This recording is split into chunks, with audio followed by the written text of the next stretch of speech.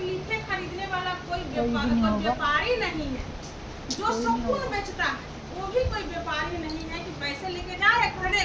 मेरे घर में अशांति है, शांति मुझे खरीदनी है, शांति दे दो। अब पैसे से कोई मुझे शांति दे देगा? मैं अपने दुख को लेके जाओ, कहा कि मेरा दुख खरीद लो, मैं दुखी हो चुकी हूँ, नहीं झेल सकती, आप ले लो मेरा दुख। नहीं है वो महादेव। जब उसका व्यापारी हमें मिल गया, मालिक मिल गया, जब हम खरीद बेच कर सकते हैं तो फिर किस बात का दुख है? अगर ये नहीं कर पा रहे हैं तो न हमें बेचने आ रहा है न हमें खरीदने आ रहा है। इसमें हम फेल हो रहे हैं तो बार बार हम कोशिश करें कि हमें खेलना सही से चलाए कि अपना बेच भी दें और खरीद भी ले। कोई तो कारण होगा। अभी दीदी बोली कि बड़े बड़े ऋषि मुनि आजकल भी यूट्यूब पर देखिए, गूगल पर देखिए, न्यूज पर देखिए, पढ़े लिखे हैं, अच्छे अच्छे सैलरी लेने वाले, तो सबके ठुकरा दिए। क्या जाके बाबा बन गए, संत बन गए। तो कौन से प्रसाद? कोई तो कारण होगा कि संत लोग सारा सुख को ठुकरा कर अपना अकेला में न पहनने के लिए, जैसे महादेव मेरे न वस्त्र है, न रहने के ठिकाना है, न खाने पीने की कोई व्यवस्था है, माकिर वो आनंद है उनका। कोई कारण तो होगा जो साहब ने किया है। अच्छे घर में जन्म लिया, अच्छी नौकरी थी और सबको ठुकराया। जो उनकी नौकरी थी, तो एक नौकरी होता तो इंसान कहाँ से जमीन पर जमीन, जब कहाँ से कहाँ निकल जाता। उन्होंने आगे नहीं बढ़ा, बहुत अमीर उन्होंने नहीं माना। जो जब उन्होंने की उससे बहुत कुछ नहीं किया। वो कह रहे हैं कि उनके ऊपर संसार भारी नहीं पड़ा, उनके ऊपर महादेव भारी पड़ा। हम लोग सोचते हैं कि हम आए हैं दुनिया में, खाओ पियो सो जाओ। मैं भी सोचती थी, लोग पूछता था अपने जैसे सबसे ज्यादा तुझे पसंद क्या रहता है? मुझे घूमने का भी पसंद है। कहीं घूमने जाओ थक जाओ तो इससे अच्छा तो घरे में खा पी लेते फिल्म तो सो जाते हैं। जाइए थक जाइए कहीं जाकर। गर्मी मिला, धूप मिला, क्या क्या मिला, पहले हम मेरी सोच थी। पूछते थे क्या हाँ मैं सबसे अच्छा मुझे लगता है खाओ पियो अपना करो तो सो जाओ। समझते थे।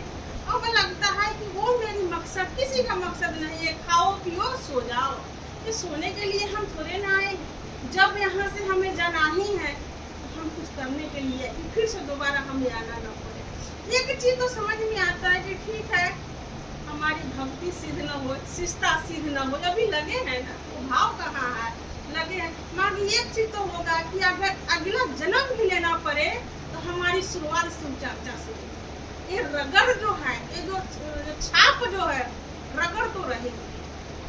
क्या है कि मरते दम तक हम ठान लेती है महादेव ठीक है, जैसा भी हूँ आपके हूँ, झूठ बोलती हूँ, जैसी भी हूँ, कम करती हूँ, ज्यादा करती हूँ, भाव है नहीं है, करती तो भी माकी मरते दम तक यही रह जाए कि शिव मेरे गुरु है। बस इतना याद रहे तो अगला भी हमारी शुरुआत शिव चर्चा से होगी और महादेव मेरे गुरु तो रहेंगे ही रहेंगे। एक चीज समझ में आती है, परदे मिश्रा जी बता रहे हैं, ज्यादा टाइम भी हो रहा है, नहीं बताइए। मिश्रा जी बता रहे हैं कि पशु पक्षी जानवर कोई मरता है उनको देखे हैं कि कपड़ा ढका जाता है, कफन उठाया जाता है। किसी जीव जंतु को तो नहीं देखे हैं। कोई पशु पक्षी को तो कफन नहीं दिया जाता, खाली मनुष्य को दिया जाता है।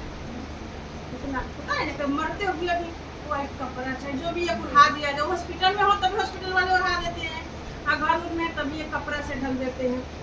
उसका क्या मतलब है कि मनुष्य जीवन भर पाप करता है छुपा छुपा के, कोई देख नहीं रहा। अब समझ में आ गए। घर में तो कुछ दान भी करना है तो फोटो खिंचा के, कोई अच्छे भी जिनके सबका नहीं हो सकता है, कोई अच्छे भी बहुत लोग हैं, सब कुछ देखा दान दिखा दिखा के, अब पाप छुपा छुपा पापे दिखा दिखा के करते कि सजा यहीं पे हमें मिल जाता, वहाँ लेके जाना ही नहीं पड़ता। पाप सब कोई छुपा छुपा के करता है, चोरी करता है छुपा के, झूठ बोलता है सच में बदल देता है, सब कुछ करता है। इसीलिए ढक देता है कि छुपा छुपा के किया है तो छुपा के ले जाए, यहाँ जो बचा होगा वहाँ सब सुना जाएगा। इतना सुंदर बता रहे हैं। रामायण में लिखा है ये हमारे मैके हैं, जो हम रह रहे हैं ये हमारे नैहर है। बिहार में नैहर कहा जाता है, कोई पियर समझे कोई मैके समझे, तो वो है कि हमारे मैके हैं। और कैसे मैके है? एक मैके वो था जहाँ हमने जन्म लिया और जहाँ डोली पर माता पिता ने चढ़ाया, हमने विदा कर दिया, हम इसको ससुराल ससुराल है। एक ये भी सब मैके हैं। एक ये जो जहाँ हम ससुराल जाएंगे ये मायके से विदा होंगे कि ससुराल मायके दोनों मिलके हमें डोली पर चढ़ाएंगे, अपने ससुराल जाएंगे, फिर वापस नहीं आएंगे। लास्ट जो विदाई होगी वो भी हम डोली पर चढ़ाएंगे, मायके से विदाई होगा, हम ससुराल जाएंगे। अगर आएंगे भी कर्म में लिखा होगा, मोक्ष तो बड़ी मुश्किल है, नभी भी आया होगा तो लोग बदल जाएंगे, शहर बदल जाएगी, हमारी सोच बदल जाएगी, हम एक दूसरे को पहचान नहीं पाएंगे। अब फिर से अपना नया जीवन, फिर से मायके में आएंगे, फिर से ससुराल, यही खेला चलते रहेगा। मायके में आओ ससुराल जाओ, मायके में आओ ससुराल जाओ। तो इसीलिए तो चलिए पहले क्या हुआ, ऐसा कर्म कीजिए कि ठीक है इस बार में नहीं चौक पाए तो क्या, फिर दोबारा जन्म मिले तो कोई बात नहीं, जन्म माँ की शिव चर्चा फिर से करेंगे, फिर माँ शिष्टा पैदा तो होगा, शिष्ट तो बनेगी, एक दिन तो मोक्ष मिल जाएगा। ये रास्ता को पकड़ के रखते हैं। तो संत लोग भी बहुत अच्छे अच्छे बात करते हैं कि खाओ पियो सोने के लिए हम जन्म नहीं लिए, हमारी एक मकसद है। ये जो परिवार है, एक गुरु माँ कह रही है तुम्हारे 2 बच्चे हैं, दोनों का एक स्वभाव नहीं है, कोई गरम है कोई लरम है, कोई कुछ पसंद करता है कोई कुछ पसंद करे। तुझे लगता है कि हम एक ही माँ बाप के कोखी में जन्म लिए, अरे दोनों 2 जगह से आया हुआ है। तू एक माँ बाप दिख रहे हो, तेरा कोखी दिख रहा है, बाकी दोनों 2 जगह से आया हुआ है। ये तेरा बेटा नहीं है, तेरी बेटी नहीं है, तभी दोनों का अलग अलग है। दीदी एक क्वेश्चन मैंने बेबी दीदी से भी पूछा था, और मैं जब भी कुछ पूछती हूँ ना तो हंगामा हम जन्म लेने से पहले कहाँ थे और मरने के बाद कहाँ जाएंगे? जन्म लेने के पहले देखिए ये सब तो वही लोग जानते हैं, वेद पुराण में लिखा है, संत लोग बताते हैं, वही हम सुनते हैं। ये तो पता है लेने से पहले हम कहाँ पे थे, वो चीज तो इसलिए जन्म लिए, जन्म और मरने के बाद कहाँ जाएंगे? देखिए जन्म जो लिए हैं इतना तो संतों का बात सुन के पता चल गया। हम जन्म जो लिए हम कर्म भोगने के लिए लिए हैं। मनुष्य को जन्म बड़ी उत्तम है, किसी के भाई को बोलता है कि 4-5 बार मनुष्य का जन्म मिलता है। समझिए कि कितने जोनी 84 लाख जोनी जो करते हैं, सब के पार करते हैं, तब होता है गाय, और गाय के बाद फिर मनुष्य का आता है, जो संत लोग बताते हैं। पहले गाय का भी जन्म होता है, गाय के बाद मनुष्य का आता है।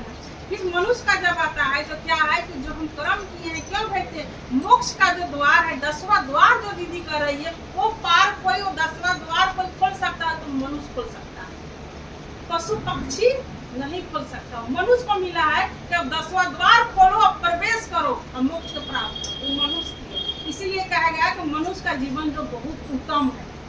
हमें कहा गया है ना कि विवेकशील है, बुद्धि है, विवेक है, संवेदनशील। तो हमने संवेदनशील का उल्टा है मतलब समझ कि हमारी भेद हो, हमें दर्द हो, अपने दर्द से रोना है, अपने खुशी से हंसना है।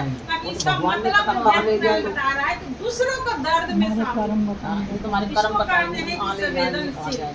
तो वही चीज है कि हमें है, प्रेमानंद जी कहते हैं कि हम मनुष्य को जो जन्म मिला है, कि जो पुराण हम कहते हैं कि समय समय पर दुख आता है, हम विचलित हो जाते हैं, तो ये तुम्हारा कर्म है, इसको काटो और नवीन कर्म करो। नवीन का मतलब नए कर्म करो। दुख हो रहा है, हमने किसी को दर्द दिया, हमें दर्द मिल रहा है, ना कि अपने दर्द से महसूस करो अब किसी को दर्द नहीं देगी। जो मुझे जो हो रहा है ये दूसरों को नहीं देगी, कितना तकलीफ हो। नवीन कर्म करोगे तो आगे का रास्ता ये भी है। सुनते हैं किसी को तो गुरु बनाए, पहले तो सुखी थे, अब ज्यादा दुख हो रहा है। इस पर भी वो समझा रहे हैं कि इसका मतलब है कि तुम भगवान के शरण में गए हो। जब भगवान के शरण में जाते हैं, जब उनको संभालने लगते हो, वो कहते हैं कि जितना तेरा पूर्व जन्म का जो कर्म है, दुख है, वो जल्दी जल्दी आने लगता है। तो 5 साल बाद में आएगा, उससे जल्दी आने लगता है। खत्म कर इसको, आगे का रास्ता मैं साफ करूँ, आगे तो सुखी सुख है। और उसी जल्दी जल्दी आने के चक्कर में इंसान उनको छोड़िए देता है कि जाओ महाराज, जब दुखे दे रहा है तो फिर माने की क्या बात है। उनकी अलग है, उनकी कानून थोड़ा इस कानून से अलग है। हम वो भी चाहते हैं, वो समझा रहे हैं कि तुम खेती करते हो, क्या रोकते हो, उग जाता है, काट लेते हो, खा लेते हो, नहीं है 6 महीना साल में जिसका जो समय वो लगता है ना। बाकी हम समझते हैं नहीं, यहाँ जल चढ़ाया तो फल आ चाहिए हमें, वो होता नहीं है। बस हम लाइन से बेलाइन होते जाते हैं, गिरते जाते हैं हीरा मोती के चुनने के चक्कर में। संतों के बाणी से जो पशु पक्षी है वो कर्म की आदमी। देखिए संसार को हम मनुष्य भी आगे बढ़ाता है, आबादी जिसको कहते हैं, अब पशु भी, हर कोई 2 प्राणी से, गाय भैंस जितना भी समझ में आता है सब।